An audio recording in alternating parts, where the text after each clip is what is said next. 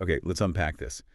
Imagine for a moment being, well, a young person, dealing with a really serious health diagnosis. Yeah. And you're given this very definitive explanation for why it happened. You trust it, right? You trust your doctor. You live with it for years. You even share that explanation with others.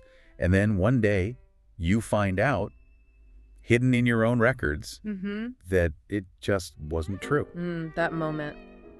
That profound moment of discovery, and then everything that follows, that quest for factual recognition. That's really the core of our deep dive today. We're looking at the story of an individual, we're calling her Hitomi, and her experience tied to the ongoing fallout from the Fukushima Daiichi nuclear accident, and specifically this issue of thyroid cancer. And our sources for this, they include a really deeply personal account shared at a recent press conference. And also a journalist's reflections on that event and the surrounding facts, which adds another layer. Yeah, so our mission here is to trace Hitomi's journey, understand what she was told, what she actually discovered later. And what that tells us about the bigger picture, the larger fight for truth that's kind of encapsulated in this thyroid cancer lawsuit. Okay, and the scene for this this latest development was set very recently, June 3rd, 2025. Yeah, at the Judicial Reporters Club. That's where Hitomi very bravely stepped forward as a new plaintiff, shared her truth publicly, really for the first time. So let's rewind, go back to the beginning of her story, March 2011. Right. Hitomi was just a 6th grade elementary school student in Iwaki City. Just a kid. Just a kid, yeah. When the massive earthquake hit, triggering the nuclear accident. And her understanding of what was happening must have been, well, pretty limited. Understandably, yes. Yeah. Very limited. She knew there was a nuclear accident. She heard this new kind of scary term, radioactive substances. A term none of us really knew before that. Exactly. And she understood they were dangerous, that she needed to evacuate or maybe stay indoors. But the information was just scarce, even for the adults around her. Crucial details, like the fact that meltdowns were actually happening inside the plant, that just wasn't being disclosed, not to the public. And that period, that really critical time, say March 12th to the 15th, 2011, things at the plant were incredibly volatile, dangerous. Oh, absolutely. You had these vent operations, units 1 and 3, trying to relieve pressure. Which then led to hydrogen explosions. Right. And then crucially, the vent at unit 2 failed. That meant direct leakage from the containment vessel. Oh, wow. And an explosion in its pressure suppression chamber, too. Plus, Unit 4 also had a hydrogen explosion. So the key thing here is radioactive stuff wasn't released in just one big burst. It was a continuance. It was being released continuously over several days, a really critical period. Okay, let's fast forward then. A few years pass. Sometime after March 2011, Hitomi gets her first thyroid examination, part of that big screening program. Yes. And the result noted in her record was A2, quote, no nodules. A2, no nodules. Okay. Now, this A2 classification, it's worth pausing on that for a second. Okay. Because the lawyers involved in the lawsuit, they've pointed out that these classifications, A1, A2, they're very general. Right. Not much detail. Exactly. They classify the findings, but they don't really give the patient specifics, like whether small cysts or maybe tiny nodules were seen. You just get this broad category. So that lack of detailed information is actually a pretty significant piece of the puzzle here. It really is. It's part of the systemic issue, this limited information flow to the patients themselves. Okay, so she gets this general no nodules note. Then, maybe 2 years after that first exam, she has a second one. Approximately 2 years later, yeah. And this time, they find something, a 10.4 millimeter nodule. Which is quite a significant size, especially considering the no nodules finding just 2 years prior. That's pretty rapid development. Definitely. So what happens then? Well, following that discovery, she gets a B-grade assessment. That triggers a referral for a secondary examination. Which involves a biopsy. A needle biopsy, yes. And that's when the diagnosis comes. During high school, around age 17. So young. So young. She gets the devastating news. Malignant papillary cancer. And this is the crucial point, isn't it? This is where the narrative she believed for so long actually started. Exactly. When she was diagnosed, the doctor told her something very specific. What was it? That her cancer had likely been present for over 10 years, meaning before the accident. Before the accident. So the clear implication was that it was originally present and therefore completely unrelated to the Fukushima disaster. Wow. And she believed it.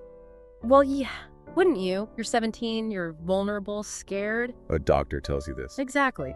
A medical professional, someone you inherently trust with your health, gives you this seemingly authoritative explanation.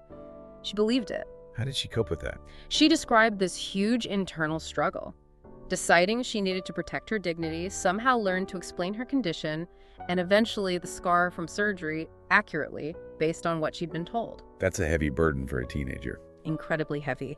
She even tried researching her condition herself, but she found it too overwhelming. Said she often ended up crying, unable to continue because it was just too much emotionally. Just heartbreaking, that sense of isolation. Totally.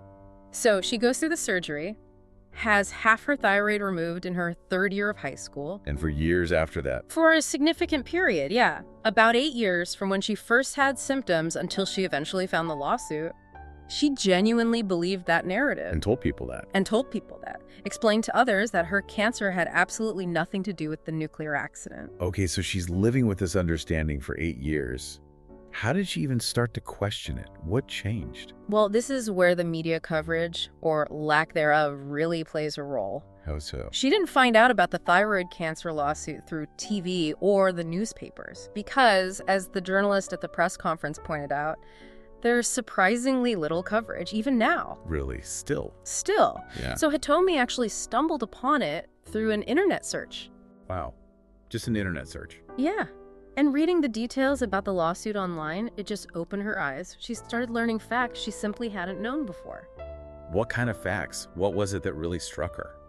The statistics, mainly. That was a huge shock for her. The numbers involved. The sheer difference. She learned about the general prevalence of childhood thyroid cancer, which is typically very low, maybe 1 or 2 cases per million kids per year. Okay, very rare. Extremely rare. And then she saw the situation in Fukushima Prefecture. Around 400 cases diagnosed among children and young adults in the 14 years since the accident. 400. Compared to 1 or 2 per million normally. Exactly. And many of those cases even experiencing recurrence. That scale of difference. It was just incredibly jarring for her. I can imagine it puts the whole situation in Fukushima into such a stark, undeniable perspective. Absolutely. And she used this really powerful metaphor to describe how finding this information felt after years of just believing what she'd been told. What did she say? She said finding the lawsuit, learning these facts, it was like having found land after being lost in a dark sea. Wow. That really captures it, doesn't it? The isolation, the lack of solid information, just drifting. Perfectly. Adrift in uncertainty, and then suddenly finding this community, this fight for truth.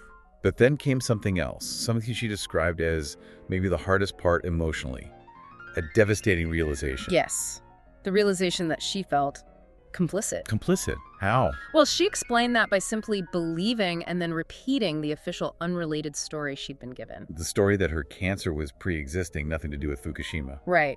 By repeating that, she felt she had become, in her words, unknowingly complicit with the perpetrators. The perpetrators being the government, the prefecture, TEPCO, the ones being sued. Exactly. She felt that by echoing their narrative, she'd sort of been a convenient presence for them, helping to unintentionally support the idea that there was no link. That must have been an incredibly painful thing to realize about yourself. Devastating, I imagine. And that feeling, combined with actually going and observing a session of the lawsuit. Seeing it in action. Seeing the dedication, the struggle of the other plaintiffs and their lawyers, that really solidified her decision. She knew she had to join them. Okay, so she decides to join, and a really critical step in preparing for that was getting hold of her own medical records, right? Karuti. Absolutely crucial, because when she finally got those records and reviewed them herself, that's when her world really shifted again. Why? What did she find? She found that the doctor's initial explanation, the one she'd believed for 8 years, the over 10 years originally present story, it was demonstrably false, based on the record itself. Wait, what did the record actually say? Her first examination record, the one from just after March 2011, it explicitly stated, no nodules. No nodules. That's the key detail. If her record said no nodules at that first exam, then the cancer couldn't possibly have been there for over 10 years before the accident. Exactly. It couldn't have been originally present, like the doctor claimed. The record clearly showed the nodule must have developed, and developed rapidly, in those 2 years between the first exam and the second one, where they found the 10.4 millimeter nodule. Wow. That just completely contradicts the explanation she was given. Completely. It directly refutes it. That must have been just an immense emotional blow.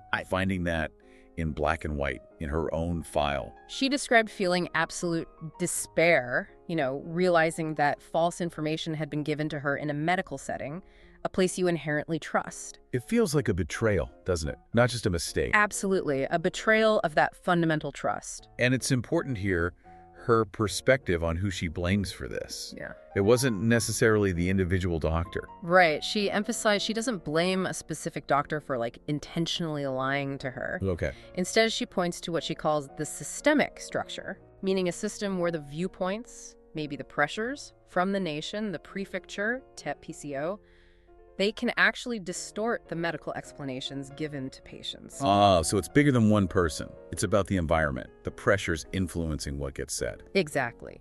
And that point we touched on earlier about the simplified A1A2 results. The ones lacking detail about cysts or small nodules. Yeah, that feeds right into the systemic issue. It's a kind of built-in lack of transparent, detailed information for patients, which can then allow these distorted or incomplete explanations to take root. Which brings us right back to June 3rd, 2025, the press conference. Yes. At the Judicial Reporters Club, Hitomi announces she's joining the lawsuit. Standing there with her lawyers, Kenichi Ito and Yasuo Tanae. And journalist Atsuko Masano was there too, reporting. Right. And Hitomi just recounted her whole journey, publicly. Everything we've just talked about. Everything. Being a child during the accident, the diagnosis, believing the unrelated story, finding the lawsuit online, the shock of the statistics. That feeling of complicity. And then the final, crucial discovery in her own medical records. She stated her firm belief.